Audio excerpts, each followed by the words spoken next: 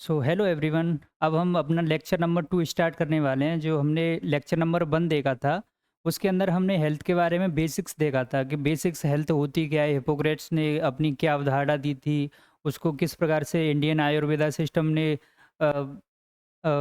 Support किया था। फिर उसके बाद में विलियम हार्वे ने अपनी ब्लड सर्कुलेशन की डिस्कवरी की थी। ब्लड सर्कुलेशन की डिस्कवरी करने के बाद में फिर हम आगे देखते हैं कि जैसे गुड ह्यूमर हाइपोथेसिस क्या थी, उसके अंदर गुड ह्यूमर ह्यूमर कितने कौन से ह्यूमर थे, ब्लड, कफ, ब्लैक बाइल, येलो बाइल, ये सभी थे। फिर उसके बाद में हमने देखा था कि डिजीज़ किसी भी पर्सन के अंदर किस प्रकार से आती है।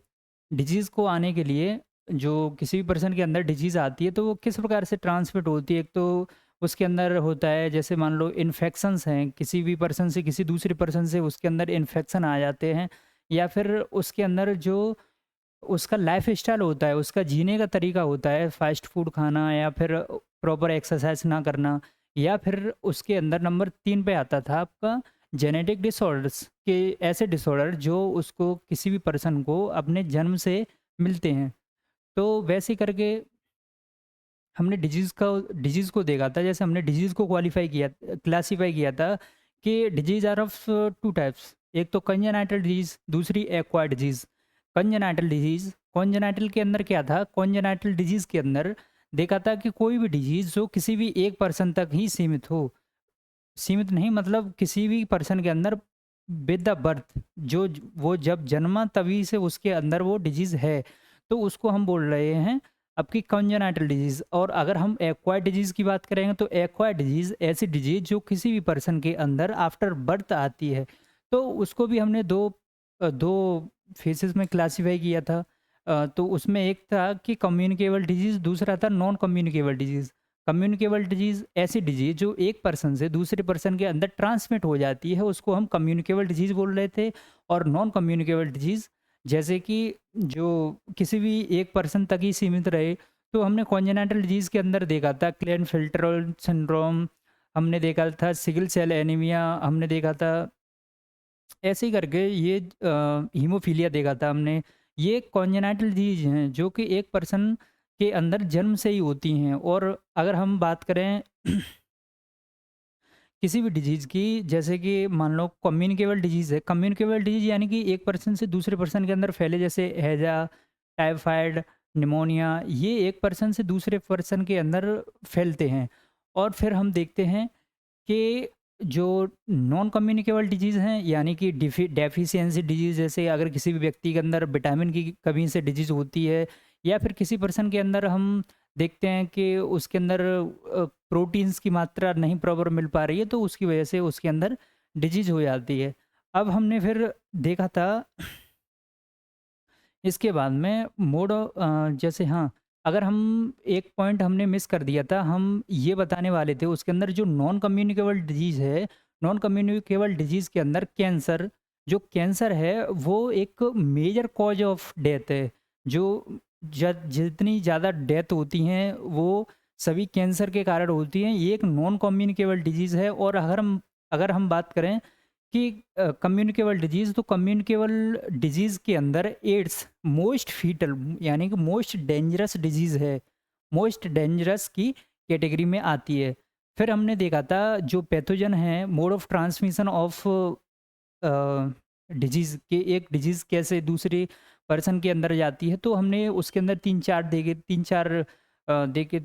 चीज़ें देखी थी, जैसे कि कंटामिनेटेड फूड एंड वाटर की वजह से, जैसे अमीबियासिस, एस्केरियासिस, टाइफाइड, और एयरबोर्न डिजीज़ थी जैसे निमोनिया, कॉमन कोल्ड और कोविड-19।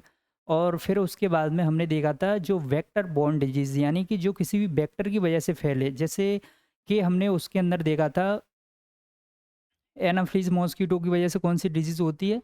मलेरिया। और जो एलिफेंटियासिस होता है वो क्यूलेक्स मॉस्किटो की वजह से होता है। और जो आपकी अ, जो चिकनगुनिया चिकनगुनिया, डेंगू और चिकनगुनिया थे, वो दोनों एडिस मॉस्किटो के काटने की वजह से फैलते हैं। और हमने देखा था जो डिजीज़ हैं, क्या बोलते हैं,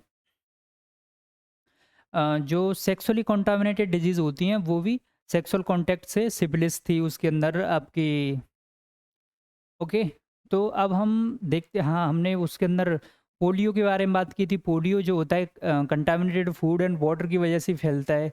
अब हम स्टार्ट करने वाले हैं आपकी बैक्टीरियल डिजीज़, कि बैक्टीरियल डिजीज़ आपकी होती कौन सी हैं। तो बैक्टीरियल डिजीज़ को हम देखेंगे, तो बैक्टीरियल डिजीज़ के बारे में अगर हम बात करते हैं, बैक्टीरियल डिजीज़,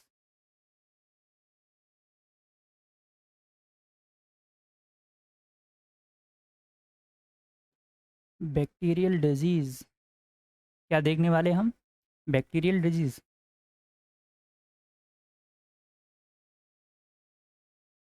बैक्टीरियल डिजीज़।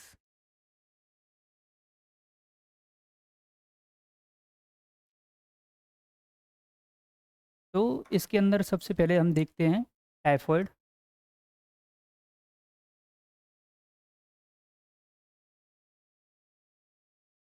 जो एग्जाम्पल हैं वो बैक्टीरियल डिजीज़ के typhoid, pneumonia, typhoid, pneumonia, diphtheria, diphtheria, dysentery,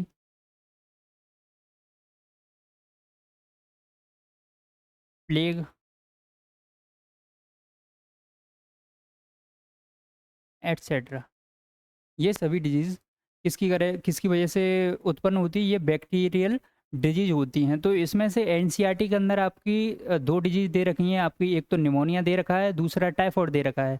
ये दोनों डिजीज़ को हम बहुत अच्छे से पढ़ने वाले हैं क्योंकि ये एनसीईआरटी के अंदर दी हुई हैं और ये वाली डिजीज़ हैं। और दूसरी डिजीज़ हैं, ये भी होती हैं लेकिन इनके बारे में हमको इतना डीपली नहीं पढ़ना है। चलो आगे पढ़ते हैं। हम देखते हैं टाइफॉइड के बारे में। टाइफॉइड, टाइफॉइड को हम एंटेरिक फ़ीवर भी बोलते हैं क्योंकि ये इंटेस्टाइन के अंदर होता है तो हम इसको एंटेरिक फ़ीवर भी बोलते हैं। तो इसके अंदर हम देखते हैं कि इसका पैथोजन, सबसे पहले हम बात करते हैं इसकी पैथोजन की, कि इसका जो पैथोजन है वो पैथोजन कौन-सा होता है? पैथोजन, पैथोजन का मतलब होता क्या है, कि ये पैथोजन होता क्या है? What is pathogen? ठीक है? पैथोजन यानी कि कोई भी ऐसा डिज़ीज़ कॉज़िंग ऑर्गेनिज़्म जिसके कारण डिज़ीज़ होती है। पैथोजन क्या होता है? ये एक माइक्रो ऑर्गेनिज्म होते हैं जो कि किसी भी पर्सन के अंदर डिजीज़ को कॉज़ करते हैं, किसी भी पर्सन के अंदर डिजीज़ को कॉज़ करते हैं। तो उसके अंदर आपका जो एग्ज़ाम्पल है, आपका जो पैथोजन है, पैथोजन का नाम है साल्मोनेला टाइफी। पैथोजन का नाम क्या है? Salmonella typhi. इसी के कारण आपकी टाइफॉइड होती है। टाइफॉइड किसके कारण होती है? साल्मोनेला टाइफी नामक एक पैथोजन होता है, उसके कारण होती है।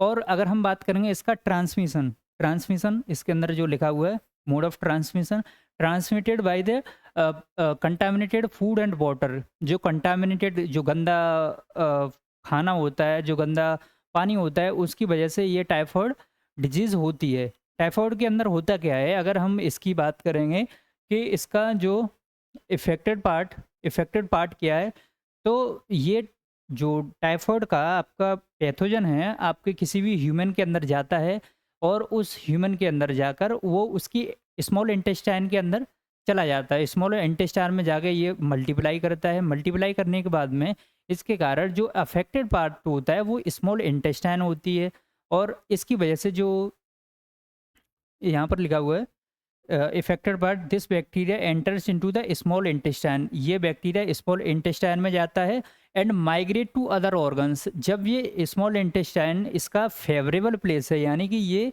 इसका हैबिचुअल प्लेस है, यानी कि ये वहाँ पर जाता है और वहाँ बड़ी आसानी से वहाँ पर अपने आप को मल्टीप्लाई करता है और वहाँ से मल्टीप्लाई करने के बाद में ये एक जगह से, एक ऑर्गन से दूसरे ऑर्गन के अंदर चला जाता है। जैसे स्मॉल इंटेस्टाइन से आपके लीवर में चला गया, आपकी स्मॉल इंटेस्टाइन से ये ब्लड के अंदर, यानी कि ये एक जगह से दूसरी जगह से जाता ही रहता है, क्योंकि अगर स्मॉल इंटेस्टाइन के अंदर आ गया तो वहाँ से एब्जॉर्प्शन होगा, तो एब्जॉर्प्शन से आपके ब्लड के अंदर चला जाएगा या फिर कहीं और चला जाएगा।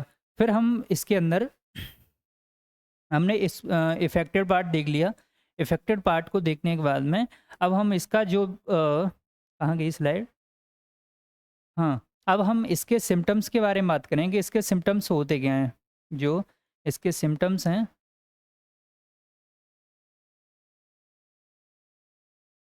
सिम्पटम्स की बात करें, जो इसके सिम्पटम्स हैं क्या? तो सस्टेन्ड हाई फ़ीवर, इसके अंदर हाई फ़ीवर हो जाता है, आपको एक बहुत बुरी तरह से बुखार आता है, जिसमें 39 डिग्री सेल्सियस से 40 डिग्री सेल्सियस तक इसका अपनी बॉडी का टेम्परेचर हो जाता है। जो कि एक नॉर्मल बॉडी का टेम्परेचर 37 होता है, 37 डिग्री सेल्सियस, और ये बहुत ज़्यादा हो जाता है। और अब हम इसमें देखते हैं कि होता क्या है, एक्चुअल में होता क्या है कि कोई भी ऑर्गेनिज्म जाता है स्मॉल इंटेस्टाइन में, तो उसकी वजह से अपनी स्मॉल इंटेस्टाइन के अंदर पाचन नहीं हो पाता है अच्छे से, उसकी वजह से यहाँ पर कॉन्स्टिपेशन हो जाता है। कोई भी जिस बंदे के अंदर पैथोजन जाता है उसके अंदर कॉन्स्टिपेशन हो जाता है, स्टमक पेन, यानी कि उसके पेट में दर्द होने लगता है, क्योंकि अगर वो स्मॉल इंटेस्टाइन पे एक्ट करेगा तो उसकी वजह से वहाँ पर दिक्कतें आनी चालू हो जाएंगी, और उस व्यक्ति के अंदर लॉस ऑफ अपेटाइट, यानी कि उसकी उसको भूख नहीं लगेगी, उसको भूख नहीं लगेगी, उसके अंदर कमजोरी हो जाएगी। क्या हो जाएगा? उसके अंदर कमजोरी हो जाएगी। और क्या होता है कि जो सीवियर केसेस होते हैं, जो सीवियर केसेस होते हैं, यानी कि जो पैथोजन है, पैथोजन को शरीर के अंदर जाए हुए काफ़ी ज़्यादा टाइम हो गया, तो क्या होता है कि वो पैथोजन वहीं पर मल्टीप्लाई करने लगता है, और मल्टीप्लाई करने के बाद में जो स्मॉल इंटेस्टाइन होती है उसमें से ही बहुत ज़्यादा लार्ज अमाउंट के अंदर निकलने लग उसके अंदर से स्मॉल इंटेस्टाइन के अंदर से निकलने लगते हैं, और जैसे स्मॉल इंटेस्टाइन से अंदर से निकलेंगे तो वो उसमें इंटेस्टाइन में छेद करेंगे, और इंटेस्टाइन में छेद करेंगे तो फिर क्या होगा, उसमें से इंटेस्टिनल परफोरेशन हो जाएगा, और इसके अंदर डेथ होने के भी चांसेस हैं। ये इन severe cases intestinal perforation and death में अकर, और इसके अंदर इस केस के अंदर आपकी डेथ भी हो सकती है। अगर हम बात करेंगे कि ये इसको हम पहचानते कैसे हैं, अगर किसी भी पर्सन को अ, ऐसे फ़ीवर होता है तो वो डॉक्टर के पास में जाता है और डॉक्टर से बोलता है कि डॉक्टर साहब मुझको भूख नहीं लग रही है, मुझको मेरे अंदर बहुत ज़्यादा कमज़ोरी हो गई है और मेरे पेट दर्द करता है और मुझे बहुत तेज़-तेज़ बुखार आता है। तो डॉक्टर क्या कहेंगे?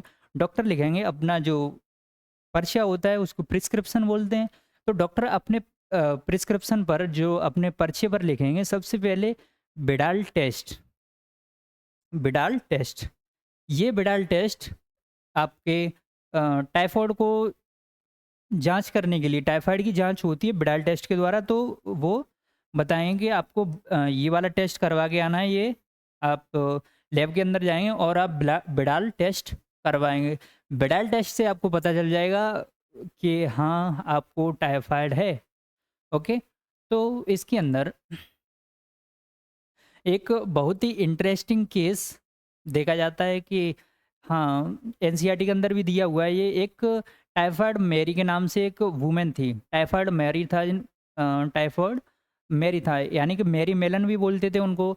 तो वो एक पेशे से कुक थी, कुक यानी कि जो खाना बनाने वाली होती हैं। तो वो जो कोई भी लोग जिनके घर में आवश्यकता होती है कुक की, तो वो अपने घर पे खाना बनवाते हैं। तो वैसे ही करके वो अपना दूसरे लोगों के घर में खाना बनाने के लिए जाती थी। तो वो खाना बनाते-बनाते उसको कहीं से पता नहीं डिजीज़ लग गई। तो उसके अंदर डिजीज़ हो गई, तो वो जितने कम से कम 1 दिन के अंदर कम से कम 10-20 लोगों के घर पे तो खाना बनाती होगी। तो उसने खाना बनाया और खाना बनाने के बाद में उस घर के मेंबर होते हैं, तो वो मेंबरों ने खाना खाया तो उनके अंदर भी टाइफाइड हो गया, यानी कि 10 से 50 लोगों के अंदर हुआ, 50 से 100 लोगों के अंदर, ऐसे ही करके ये फैलता गया। सॉरी, ये फैलता गया। और फैलने के बाद में फिर कुछ समय बाद पता चला कि ये क्या हुआ, किसकी वजह से फैला। तो ये सब कुछ एनसीईआरटी के अंदर दिया हुआ है। हम अपने एनसीईआरटी में देखेंगे आगे की तरफ, ठीक है? अब हम देखते हैं आपका निमोनिया, क्या देखेंगे? Pneumonia, okay? तो निमोनिया भी क्या होता है? निमोनिया के अगर हम पैथोजन की बात करेंगे तो ये इसका पैथोजन होता है salmonella typhi, sorry, Streptococcus निमोनियाई, Streptococcus निमोनियाई, या हीमोफिलस इन्फ्लुएंजाई बैक्टीरिया। ठीक है? कौन सा बैक्टीरिया होता है? स्ट्रेप्टोकोकस निमोनिया या फिर haemophilus influenza. Haemophilus haemophilus influenzae bacteria. ठीक है? तो इसका अगर हम ट्रांसमिशन के बारे में बात करेंगे तो इसका ट्रांसमिशन होता कैसे है? ये एक ड्रॉपलेट इन्फेक्शंस है, जैसे कि हमने पहले ही बात कर ली थी कि ड्रॉपलेट इन्फेक्शंस किसके कारण होते हैं? जो किसी एक पर्सन की एयर किसी दूसरे पर्सन के अंदर चली जाती है, या फिर एरोसोल्स होते हैं जो अपने मुंह से निकलने वाली हवा के साथ में जो कण होते हैं, तो वो कण किसी सामने वाले व्यक्ति के अंदर चले जाते हैं, तो उसकी वजह से वो वाला व्यक्ति भी आपका इन्फेक्ट हो जाता है। इन्फेक्टेड यानी कि ये कम्युनिकेबल डिजीज़ के अंदर भी हमने पढ़ा था कि निमोनिया एक कम्युनिकेबल डिजीज़ है, और ये एक पर्सन से दूसरे पर्सन के अंदर चली जाती है, ट्रांसफ़र हो जाती है। तो हम देखेंगे ये एक ड्रॉपलेट इन्फेक्शन है। ड्रॉपलेट और ये sharing of infected glass and utensils. जो आप इन्फेक्टेड ग्लास, आपको किसी भी पर्सन को निमोनिया हुआ है और उसने आपको अगर गिलास दिया, अपने गिलास में पानी पिया और फिर वही वाला गिलास आपको दे दिया, तो आपके अंदर भी निमोनिया हो जाएगा। And infected glass and utensils, और यूटेंसिल्स यानी कि जो और दूसरे सामान होते हैं उनकी वजह से। इनहेलिंग ड्रॉपलेट्स और एरोसोल्स ऑफ इन्फेक्टेड पर्सन। जो इन्फेक्टेड पर्सन है उसके आप एरोसोल्स या फिर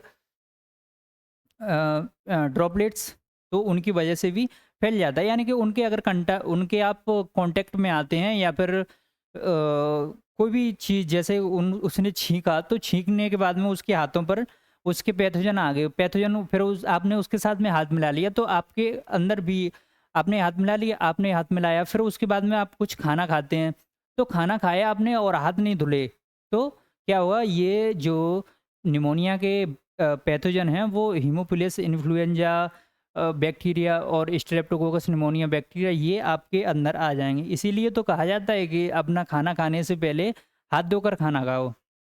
ओके, अब हम आगे बढ़ते हैं। तो अब हम इसके अंदर देखते हैं इफेक्टेड पार्ट। इसके अंदर जो इफेक्टेड पार्ट होता है alveoli of lungs. Alveoli of lungs fluid field. तो हम बात करते हैं, सबसे पहले देखो, आपने एल्वुलाई के बारे में क्लास 11th के अंदर चैप्टर पढ़ा होगा, breathing and exchange of gases. तो आपने उसके अंदर देखा होगा कि देखो ऐसे करके होता है। ये तो आपका हो गया ट्रेकिया।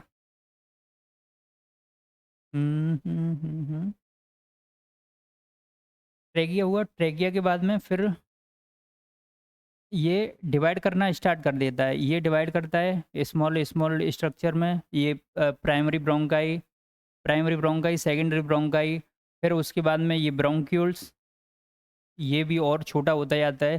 फिर यहाँ पर एक स्ट्रक्चर होती है, यहाँ पर ये एल्वुलाई, एल्वुलाई, एल्वुलाई।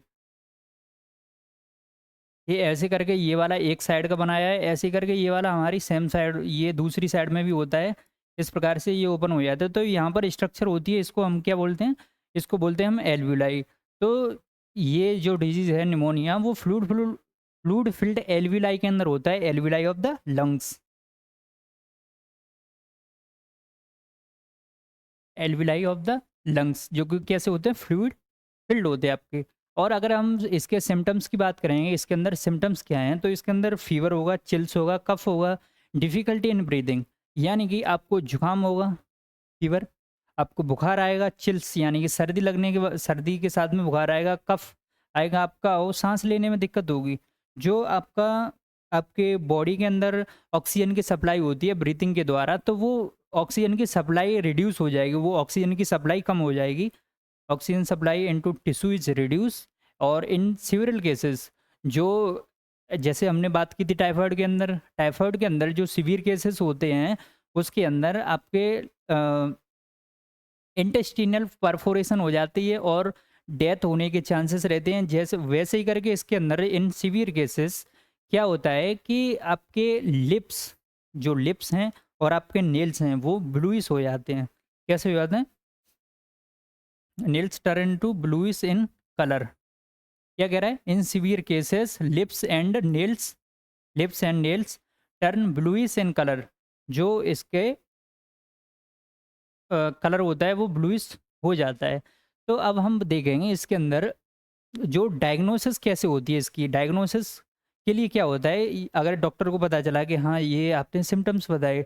देखो सबसे पहले क्या होता है, अगर किसी भी व्यक्ति को कोई भी परेशानी हो तो उसको डॉक्टर से दवा लेनी चाहिए, डॉक्टर से सलाह लेनी चाहिए कि सर मुझको ये दिक्कत है। और बहुत से लोग ऐसे होते हैं कि हमने जैसे कोई भी बच्चा हो, कोई भी जो जैसे फार्मासिस्ट होता है, तो उस फार्मासिस्ट के पास जाएंगे और बोलेंगे, फार्मासिस्ट मतलब जो मेडिकल स्टोर वाले होते हैं उनकी बात कर रहा हूँ मैं। तो उनके पास में जाते हैं और बोलते हैं कि डॉक्टर साहब ये मुझको ये दिक्कत है और दवाई दे दो। तो वो पर्सन होता है जो फार्मासिस्ट यानी कि मेडिकल स्टोर वाला, तो वो भी दवा दे देता है, लेकिन उसको पूरी जानकारी नहीं होती है। तो मैं आपसे सजेस्ट करूँगा कि आप किसके पास जाएँ? डॉक्टर के पास जाएँ। डॉक्टर्स हाँ, वो तो है, डॉक्टर को आपको फ़ीस देनी पड़ेगी, या फिर आप अपने आस-पास के जो भी गवर्नमेंट हॉस्पिटल होते हैं, हर जगह पर होते हैं अब तो आप अपने गवर्नमेंट हॉस्पिटल में जा सकते हो। ओके? तो इसके अंदर ये डायग्नोसिस किसके द्वारा होती है? डिजिटल एक्स-रे या फिर सीटी स्कैन के द्वारा इसके अंदर डायग्नोसिस होती है। वो चेस्ट का एक्स-रे लेते हैं और उनको पता चल जाता है कि हाँ, इसके अंदर दिक्कत है। ओके? ये हमने देखा था किस प्रकार से एल्वेलाई होते हैं। अब हमने उसके अंदर देखा था डिप्थीरिया, जो हमने कॉमन डिजीज़ देखी थी कि जो कॉमन बैक्टीरियल डिजीज़ देखी थी, उसके अंदर हमने देखा था typhoid, pneumonia, diphtheria, plague, dysentery और हमने और भी देखी थी। ठीक है? फिर हम इसके अंदर डिप्थीरिया के अंदर देखेंगे तो ये जो डिप्थीरिया होता है, डिप्थीरिया किसकी वजह से? कॉर्नेबैक्टीरियम डिप्थीरियाई, कॉर्नेबैक्टीरियम डिप्थीरियाई, ये क्या है इसका एक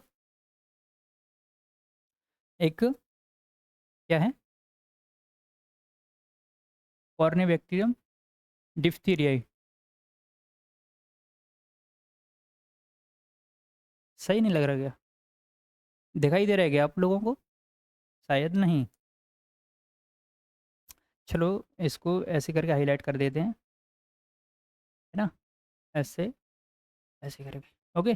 कॉर्निबैक्टीरियम डिप्थीरिया के कारण होता है इसका जो ट्रांसमिशन होता है सेम एज़ द निमोनिया, कि इसके अंदर ड्रॉपलेट इन्फेक्शन होता है। ड्रॉपलेट इन्फेक्शन की वजह से ये कॉज़ होता है, ड्रॉपलेट इन्फेक्शन। और this in this throat is affected.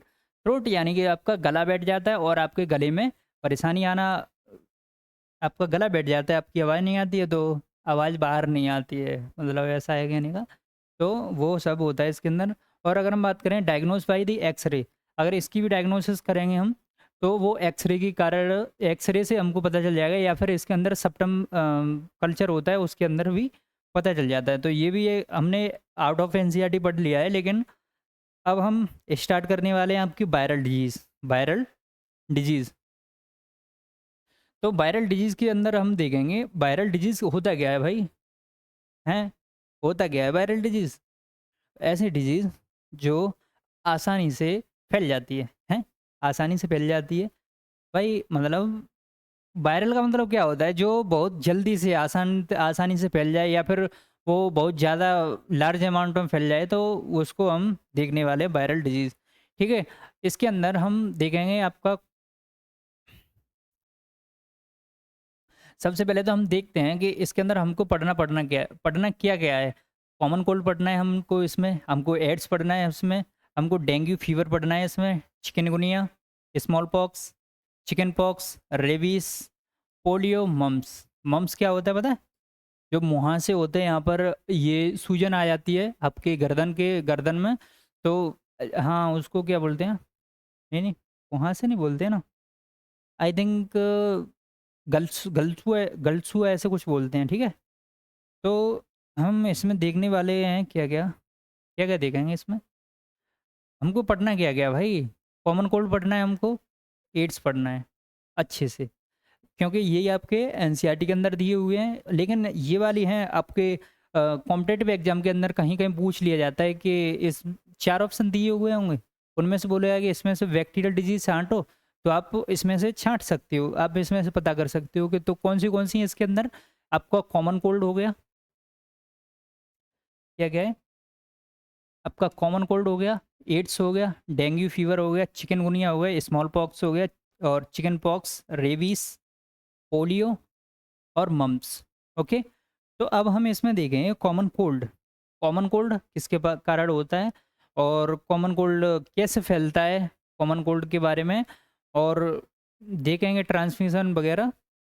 तो अब हम आते हैं अपनी नेक्स्ट स्लाइड पे। हम यहाँ पर देखते हैं ये लिखा हुआ common cold. Okay, common cold दिखाई दे रहा है क्या आपको? हाँ, चलो मैं हाईलाइट कर देता हूँ ना। दोबारा से लिख देता हूँ, है ना।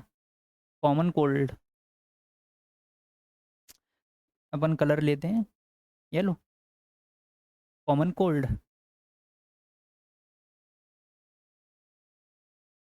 कॉमन कोल्ड,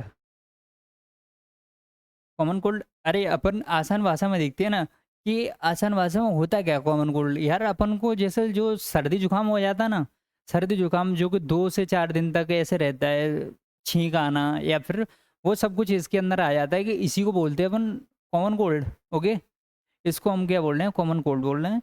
तो अब हम देखेंगे कि कॉमन कोल्ड के अंदर पैथोजन कौन सा है। पैथोजन की बात करेंगे, पैथोजन कौन सा है आपका, राइनो वायरस। पैथोजन है आपका rhino virus. Rhino virus pathogen है आपका। इसकी वजह से आपका कॉमन कोल्ड होता है। कॉमन कोल्ड, अगर इसके बारे में हम अफेक्टेड पार्ट की बात करेंगे, तो अफेक्टेड पार्ट हो जाता है आपका nose and respiratory passage but not the lungs. क्या, नोज होगी आपकी, नाक, और जो रेस्पिरेटरी ट्रैक्ट होता है वो। मैंने आपको यहाँ पर दिखाया था ना, रेस्पिरेटरी पासेज कहाँ पर गया, स्लाइड नंबर ये। तो अपना ये वाला था ना, ये वाला पोर्शन, ये वाला पोर्शन है आपका जो ट्रेकिया था, यानी कि ये रेस्पिरेटरी पैसेज है, यहाँ पर रेस्पिरेटरी पैसेज तक हो जाता है। तो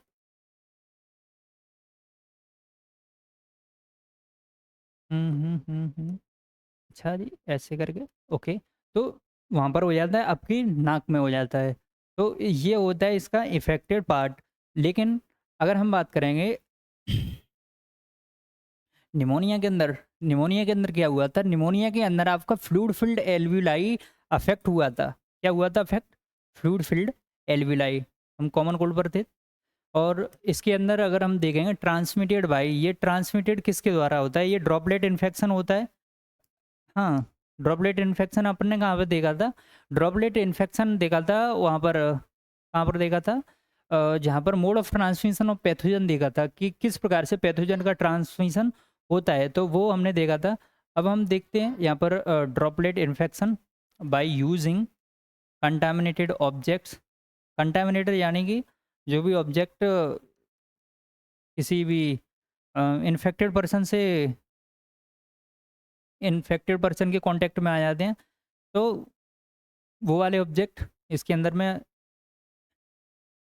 as utensils, mouse, pen, book और keyboard. Okay, utensils, mouse, book, यानी कि वही अपना जो कंटामिनेटेड फूड और वाटर की वजह से जैसे कंटामिनेटेड होता है, तो वही सेम है इसके अंदर। इसके अंदर और कुछ नहीं है। जैसे कॉमन कोल्ड के अंदर बात करें, पैथोजन, पैथोजन है आपका राइनो वायरस।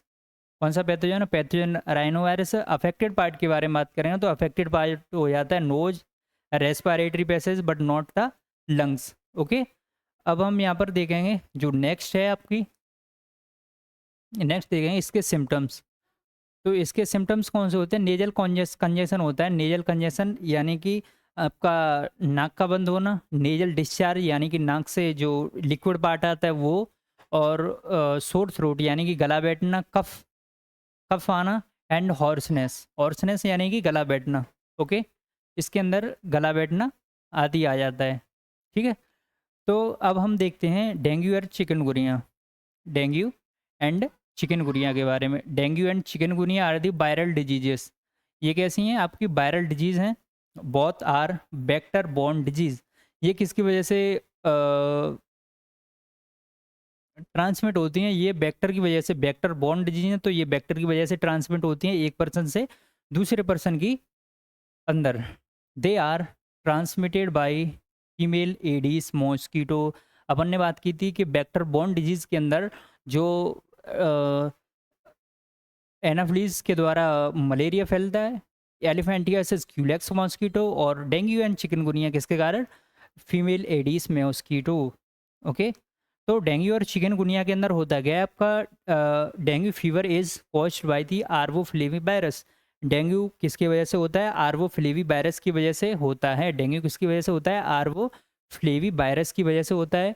और इसमें होता क्या है कि प्लेटलेट्स का नंबर डिक्रीज हो जाता है। जो प्लेटलेट्स होती हैं, प्लेटलेट्स का नंबर डिक्रीज हो जाता है। आपने देखा होगा कई कई बार सीजन आता है तो उसके अंदर डॉक्टर कहता है कि आपकी तो प्लेटें टूट गई, मतलब आपकी प्लेटें हैं, मतलब आपकी प्लेटें कम हो गई। तो वो डेंगू के सिम्टम्स बताता है। आप कोई रिपोर्ट करवाए, जैसे आज रिपोर्ट करवाई, 3 दिन बाद या 2 दिन बाद रिपोर्ट करवाता है तो उससे पता करता है कि इसकी प्लेटलेट्स वही हैं या फिर इससे कम हुई हैं। ठीक है, और यहाँ पर देखता है कि इसके सिम्टम्स के बारे में बात करें। सिम्टम्स क्या होते हैं? हाई फीवर यानी कि ज़्यादा बुखार आना, और आपकी वॉमिटिंग होना, वॉमिटिंग होगी आपको।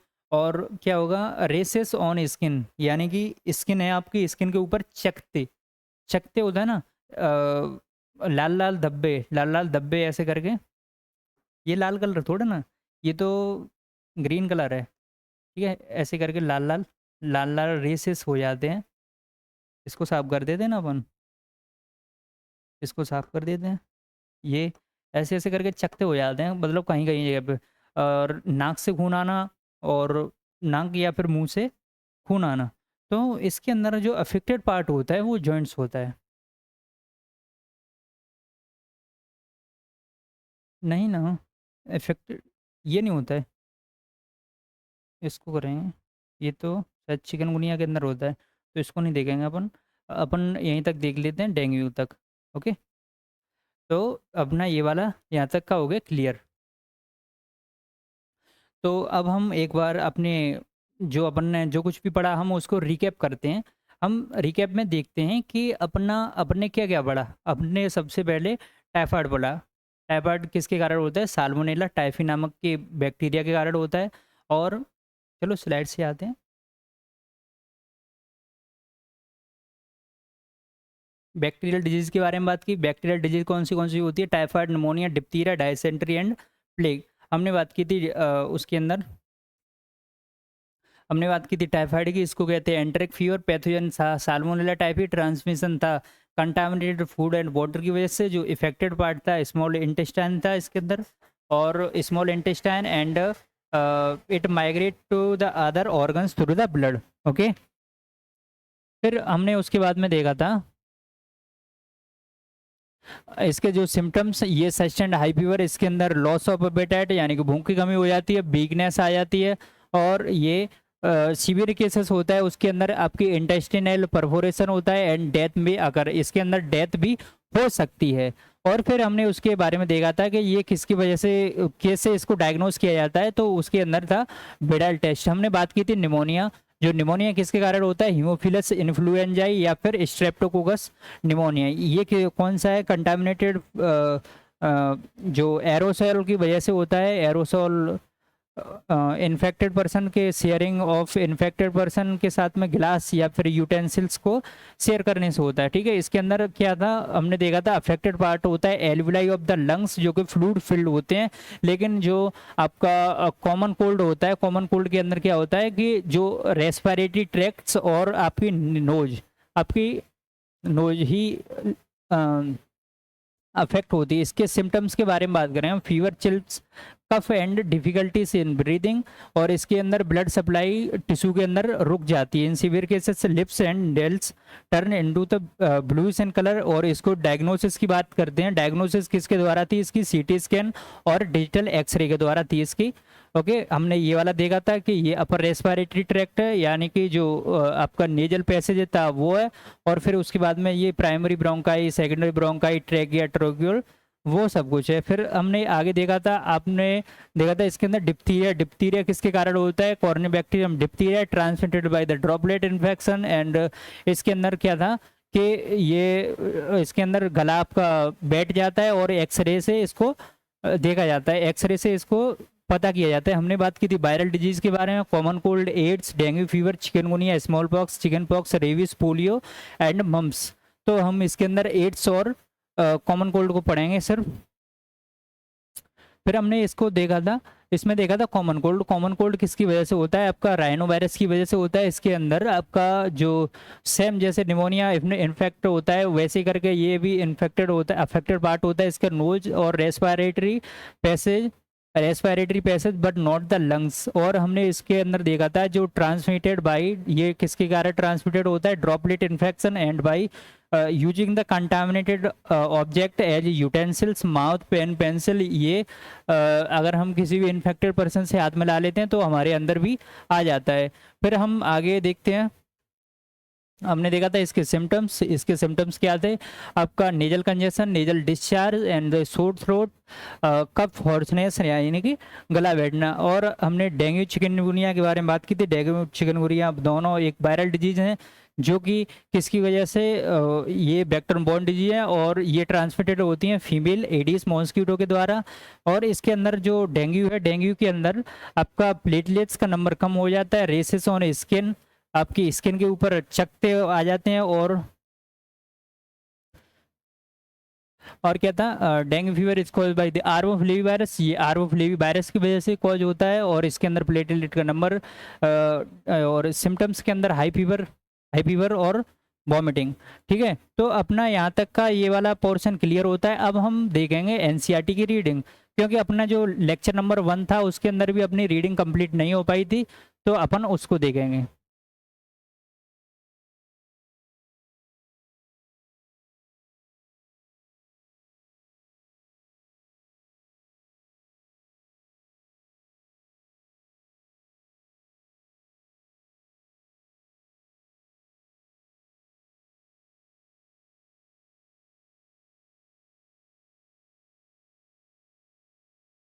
यहाँ तक तो ये वाला अपन ने देख लिया था। इसके बाद में अपन जो साइंटिस्ट दिए हुए हैं इसके अंदर, साइंटिस्ट को देखेंगे।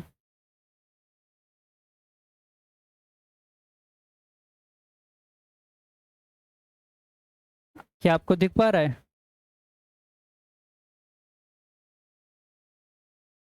तो ये नोट, हाँ हो तो रहा है भाई। बोर्न इन अगस्त 1925, 1925 में कुंभकोणम इन तमिलनाडु के अंदर इनका जन्म हुआ था। मोनकम्बू संभाषदन, क्या ये आपको दिख रहा है? ये हम एम एस स्वामीनाथन के बारे में बात कर रहे हैं। इनका जन्म हुआ था 1925 ईस्वी के अंदर। हम एनसीईआरटी की रीडिंग कर रहे हैं, ठीक है। Swaminathan did his graduation and post graduation in botany. इन्होंने अपनी ग्रेजुएशन और पोस्ट ग्रेजुएशन कहाँ पे की थी? बॉटनी में की थी। कौन से सब्जेक्ट से की थी? बॉटनी से की थी और मद्रास यूनिवर्सिटी से की थी। He worked in different capacities in large number of institutions in India and abroad. इन्होंने जो इंडिया के अंदर और दूसरे विदेशों में भी काम किया था लार्ज नंबर में। And develop his expertise in genetics and plant breathing. तो इन्होंने जो अपनी एक्सपर्टीज कहाँ पर? जेनेटिक्स एंड प्लांट ब्रीदिंग के अंदर अपनी एक्सपर्टीज, जो अपनी एक्सपर्टीज यानी कि हाई प्रोफाइल वर्क किया था वो इसी के अंदर किया था। The school of cryogenetics and radiation research establish at the Indian agriculture research institute, IARI। इसको अपन ने बताया था कि IARI है यहाँ पर, Indian agricultural research institute. enabled Swaminathan and his team to develop short duration high yielding varieties of rice including the scented basmati. He is also known for the development of the concept of crop cafeteria, crop seedling and genetically improving the yield and quality. ठीक है, Swaminathan initiated the collaboration with normal Borlaug which culminated in the green revolution. जो green revolution दिया था वो किसने दिया था? MS Swaminathan ने दिया था through the introduction of the Mexican varieties of wheat in India. जो एक मैक्सिकन वेराइटी थी व्हीट की, यानी कि गेहूं की एक मैक्सिकन वेराइटी थी, उसको ये मैक्सिको से अपनी इंडिया के अंदर लेकर आए और इन्होंने अपने यहाँ पर इसको इस्टेब्लिश किया। This was highly recognised and the appreciated. और ये क्या, ये वाला काम एक बहुत ही अपनी एक छवि बढ़ाना था, और इस इनको इस काम से बहुत अप्रिसिएशन मिली। He is also the initiator of lab to land. यानी कि अगर बहुत सी ऐसी डिस्कवरीज होती हैं, बहुत ऐसे काम होते हैं जिसको हम लैब के अंदर ही परफॉर्म कर सकते हैं, हम उसको लैब से किसी भी जमीन के ऊपर नहीं उगा सकते, वो वाला काम इन्होंने किया। Food security, and several other environmental programs, he has been honored with the Padma Bhushan. इनको एक पद्म भूषण नामक का पुरस्कार मिला। कौन सा? पद्म भूषण पुरस्कार मिला। And several other prestigious awards, और उनको और दूसरे प्रेस्टिजियस यानी कि और दूसरे अवार्ड मिले। Medals and fellowships by the institution of excellence. ठीक है, तो हम क्या कर रहे हैं, हम ये देख रहे हैं एम एस स्वामीनाथन के बारे में हमने देखा। एम एस स्वामीनाथन के बारे में हमने देखा, ये इनका जन्म हुआ था 1925 ईस्वी में, 1925 में। और इन्होंने कहाँ पर काम किया? जेनेटिक्स में काम किया और प्लांट ब्रीडिंग में काम किया। और हम IARI की फुल फॉर्म की बात करें, Indian agricultural research institute, IARI। Okay, और इन्होंने क्या किया था? इनको हाँ ग्रीन रेवोल्यूशन दिया था इन्होंने। और इन्होंने लैब टू लैंड का कंसेप्ट भी इन्होंने ही स्टार्ट किया था, और इनको पद्म भूषण नामक पुरस्कार से नवाजा गया था। फिर उसके बाद में इन्हें और भी बहुत सारे मेडल मिले थे। अब अपन देखते हैं नेक्स्ट।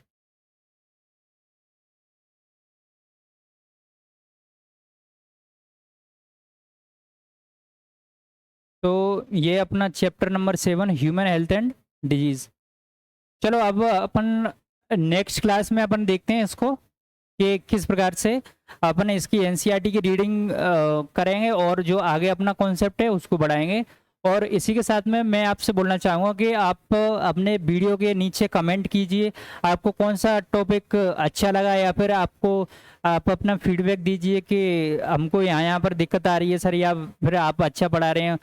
मुझको भी बताइए अगर मैं कुछ गलतियाँ कर रहा हूँ, या फिर आपको समझाने के लिए मैं कोई और अपना अलग तरीका बना सकता हूँ, तो मैं आपके लिए वो करूँगा। और आपको